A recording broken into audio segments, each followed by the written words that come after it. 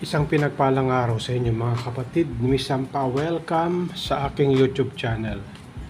Meron po tayong barya na tatalakayin dito po sa $1 coins. Yan. Elizabeth 1952 to 1920 Australian.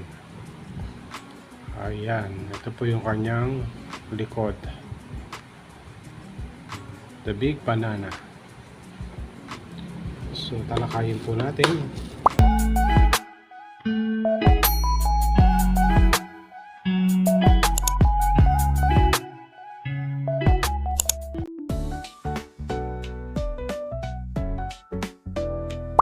So, magandang araw po. Continuous po tayo sa tinatalakay natin barya.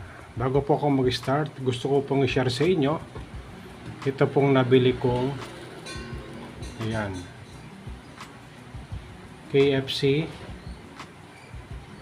store, small, maliit na KFC store.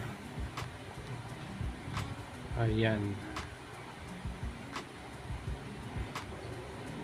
isa sa magandang koleksyon na aking nabili. Ayan, KFC store. Susunod naman po itong Starbucks. Ayan, Starbucks coffee. Maganda po yung kanyang pagkagawa, no? Ito kanyang menu. Ito po yung kanyang harap. Isa sa magandang koleksyon na aking nabili. Parang Lego siya, no? Lego yung kanyang pagkabuo. Ayan, isa sa magandang koleksyon. Lego store ng Starbucks. Susunod naman po ay sa McDo. Ayan. Happy Everyday. Ayan, sa McDo. Wala po akong nakitang Jollibee. Tatlo lang po siya nung nakita ko. Isa sa magandang koleksyon na aking nabili. Ayan. Lego rin siya na nabinuo. Ayan, bali tatlong klase po siya, no? KFC, Lego, at yung Starbucks. Ang aking nabili dito sa lugar namin sa San Fernando. Ayan. At syempre itong McDonald's. Kung makita nyo, meron po siyang parang kabitan dito sa gilid. Dito wala na. Dito yung pinapasok kasi pwede po siyang iduktong, di ba? Usually yung mga pupunta ka sa mall, duktong-duktong yung mga ayan, pwede natin siya ikabit dito. Ayan, tatlo para mas maganda. Meron po siyang butas dito sa gilid at papasok natin to. Ayan, para maging tatlo po siya. Isa sa magandang koleksyon na aking nabili. Ayan, KFC, Starbucks at McDonald's. So magandang koleksyon na aking nabili. So dumako po tayo sa coins na tatalakayin po natin dito po sa Elizabeth, Queen Elizabeth. Ito po siya, no? Ayan, Elizabeth II 1952 to 2022 Australian. Pero sa totoo lang siya po ay talaga 2023. Ito, ano? Ayan, $1. Napagkamala ko ang ginto eh. Kala ko ginto. Jackpot na sana ako kung ginto ito, no? At ito po yung kanyang likod. Ayan, The Big Banana. Ito po yung malaking banana. At sa kanyang taas ay puno po ng mga banana. Ayan. Isa sa magandang, I think, kung di ako nagkakamali, ito po ay commemorative coins. 2023. Bago-bago pa lang, ano? 2 years pa lang. Alamin po natin sa numista kung ilan po yung kanyang mintage at kung magkano po yung kanyang halaga.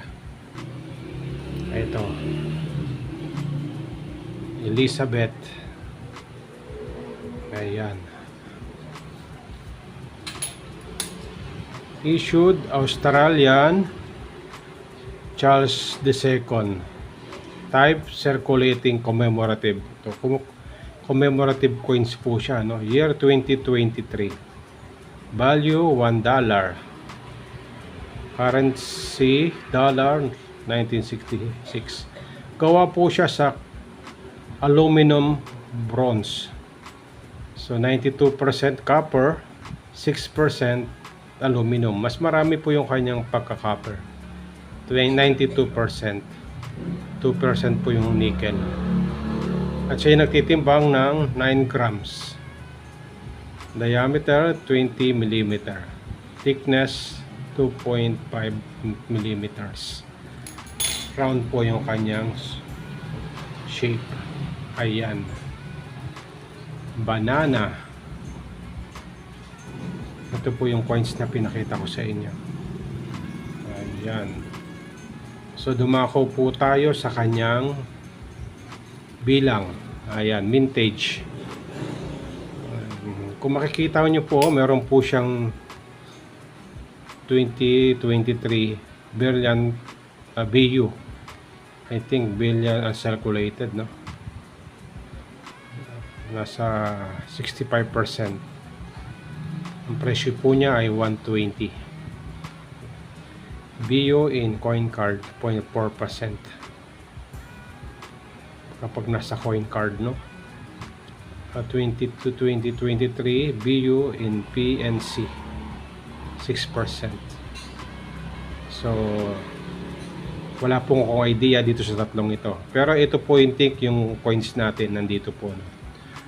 Nasa 320,000 ang kanyang bilang. 37%. Circulation nasa 150 pesos po ang kanyang halaga. At meron po siyang proof coins na nasa 5,000 yung bilang, no? 4% lang, no? So ibig sabihin ito po yung coins natin. Hindi ako nagkakamali, nasa 37%. 150 po ang kanyang halaga. So hindi ganong kataasan dito po sa numista na ating natalakay. So ito po ang coins na banana Elizabeth. Ayan, Australian 2023 $1. At ito po yung kanyang likod, the big banana. So ito po siya, no, mga kapatid. Napagkamalang kong gold ang kanyang itsura, pero siya po ay nasa copper